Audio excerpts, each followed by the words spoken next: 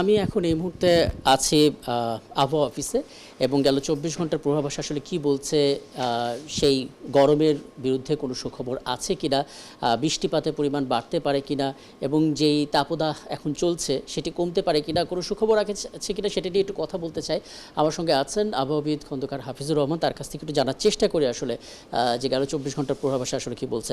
আপনাকে আমন্ত্রণ জানাচ্ছি, আমাদেরকে একটু জানাবেন আসলে যে তাপদাহ চলছে, নগর এবং নাগরিক যে ভোগান্তিটা চলছে, কোনো সুখবর আপনি দিতে পারেন কিনা, পূর্বাভাস আসলে কি বলছে।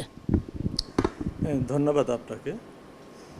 আসলে এপ্রিল মাসটা হচ্ছে কি আমাদের দেশে হচ্ছে উষ্ণতম মাস, এবং এ মাসের বৈশিষ্ট্যটা কিন্তু এরকম যে যখন বৃষ্টিপাতটা হবে তাপমাত্রাটা কমে আসবে, আর যখনই বৃষ্টিপাত থেমে যাবে তখন কিন্তু তাপমাত্রাটা বাড়বে এবং সেটা তাপপ্রবাহে রূপ নেবে, এবং এই তাপমাত্রা যখনই ৩৬ ডিগ্রি বা তার উপরে যাবে সেক্ষেত্রে আমরা সেটাকে তাপপ্রবাহ বলে থাকি।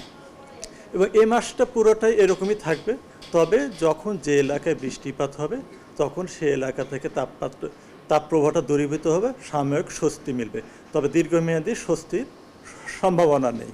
হ্যাঁ, যখনই বৃষ্টিপাতটা কমে আসবে তখনই আবার তাপমাত্রাটা বাড়তে থাকবে এবং তাপপ্রবাহটা এটা বিস্তার লাভ করবে, এবং এই ইয়েটা মূলত দেশের উত্তর পশ্চিমাঞ্চল অর্থাৎ বিশেষ করে রংপুর, রাজশাহী, খুলনা, ঢাকা বিভাগ এই অঞ্চলগুলোতে ইয়েটা বেশি থাকবে।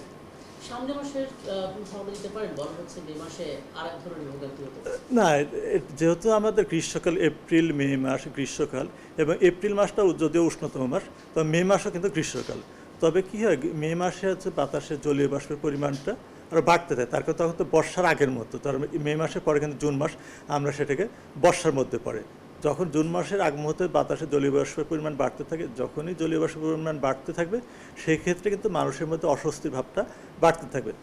তখন দেখা যাচ্ছে যদি আমি তাপমাত্রা দেখি ৩৫ ডিগ্রি, কিন্তু জলীয় বাষ্পের কারণে সেটা কিন্তু ৪০ ডিগ্রি ফিল হতে পারে। এবারে জলীয় বাষ্পের তাপমাত্রার কারণে এই ফিলিংসটা ওঠানামা করবে, এবং যেহেতু এই মে মাসে এপ্রিলের চাইতে মে মাসে বাতাসে জলীয় বাষ্পের পরিমাণ বেশি থাকবে সেই ক্ষেত্রে মানুষের মধ্যে অস্বস্তি ভাবটা বেশি দেখা দেবে।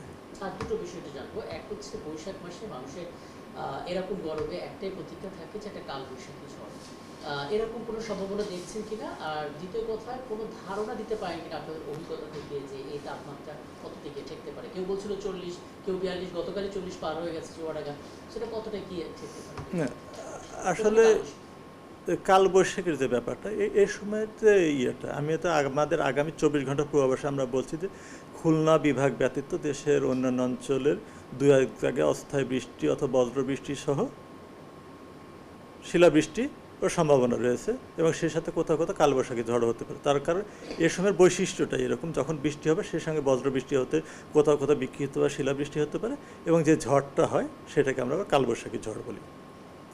আর আরেকটা যে ব্যাপারটা যেটা বলছেন আপনাদের তাপপ্রবাহের যে ইয়েটা বলছিলেন, কত ঠেকতে পারে। আসলে এখন পর্যন্ত যে ইয়েটা বাংলাদেশে কিন্তু ৪৫ ডিগ্রি তাপমাত্রা রেকর্ড আছে, এবং এটা ১৯৭২ সালের রাজশাহীতে মে মাসে কিন্তু আমরা ৪৫.১ ডিগ্রি তাপমাত্রা রেকর্ড হয়েছিল। যে তাপমাত্রা, এবং গত বছরে কিন্তু প্রায় ৪৩-৪৪ ডিগ্রি কাছাকাছি হয়েছিল, তো আমরা একটা ৪২ ডিগ্রি পাওয়ার সম্ভাবনা রয়েছে।